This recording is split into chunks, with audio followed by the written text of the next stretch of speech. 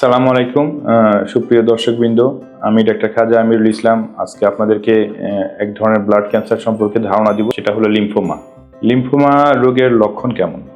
Lymphoma রোগে রোগীর শরীরের বিভিন্ন জায়গায় গুটির মতো আসে, যেমন গলায়, বগলে, কুচকিতে গুটির মতো আসে।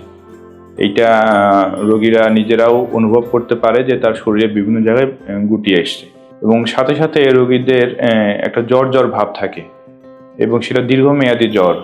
15 দিন, 20 দিন, 1 মাস পার হয়ে যাচ্ছে, রোগীর জ্বর ভালো হচ্ছে না। এই জ্বরের সাথে সাথে রোগীর ধীরে ধীরে ওজন হ্রাস পায়, রোগীর খাবার অরুচি হয়। একই সাথে দেখা যায় যে রোগীর শরীরে প্রচণ্ড ঘাম হচ্ছে, রাতে বিছানায় ঘুমোতে যাচ্ছে, একদম শীতের ভিতরেও ঘেমে একদম নিয়ে যাচ্ছে, কাপড় পরিবর্তন করতে হচ্ছে ঘামের কারণে, যেটাকে আমরা ড্রেঞ্চিং নাইট সোয়েট বলি। এই সমস্ত রোগীর অনেক সময় শরীরের বিভিন্ন জায়গায় প্রচণ্ড চুলকানিও হয়ে থাকে।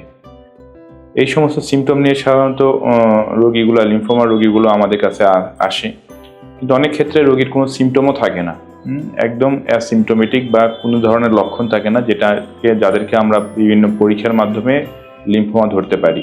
তো লিম্ফোমা রোগীর ধরন প্রধানত 2 প্রকার: হজকিন লিম্ফোমা এবং নন হজকিন লিম্ফোমা। এবং এর পরবর্তীতে নন হজকিন লিম্ফোমারও বিভিন্ন ধরনের প্রকার আছে, এবং প্রত্যেকটা প্রকারের উপর নির্ভর করে লিম্ফোমা রোগীর চিকিৎসা ভিন্ন ভিন্ন রকম হয়ে থাকে। লিম্ফোমা রোগীর রোগ নির্ণয়ের জন্য অত্যাধুনিক সমস্ত পরীক্ষা এখন বাংলাদেশে অ্যাভেলেবেল, আমরা বগুড়াতেও করতে পারি। প্রথমে লিম্ফ নোড বায়োপসি থেকে শুরু করে এর পরবর্তীতে ইমিউনোহিস্টোকেমিস্ট্রি সহ যাবতীয় পরীক্ষা এখন বগুড়াতেই সম্ভব। লিম্ফোমা রোগীদের চিকিৎসার জন্য এখন আমরা কার কাছে যাব, লিম্ফোমা রোগীর চিকিৎসা কারা করবে, এটা সম্পর্কে একটা স্পষ্ট ক্লিয়ার ধারণা আমাদের দরকার। লিম্ফোমাটা অ্যাকচুয়ালি যদিও শরীরে বিভিন্ন জায়গায় গুটির মতো একটা প্রেজেন্টেশন নিয়ে আমাদের কাছে আসে, অনেকে ভাবি আমরা এটা সলিড টিস্যু টিউমার। অ্যাকচুয়ালি এটা এক ধরনের ব্লাড ক্যান্সার।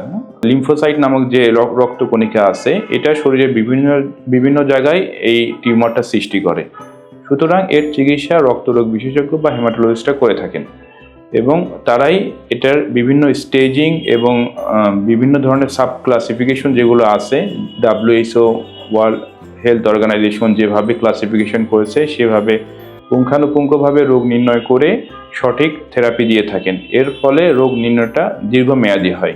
সুতরাং লিম্ফোমা চিকিৎসায় আমরা আমাদের আশেপাশেরই কোনো রক্তরোগ বিশেষজ্ঞ বা হেমাটোলজিস্টের পরামর্শ নিব। সবাইকে ধন্যবাদ।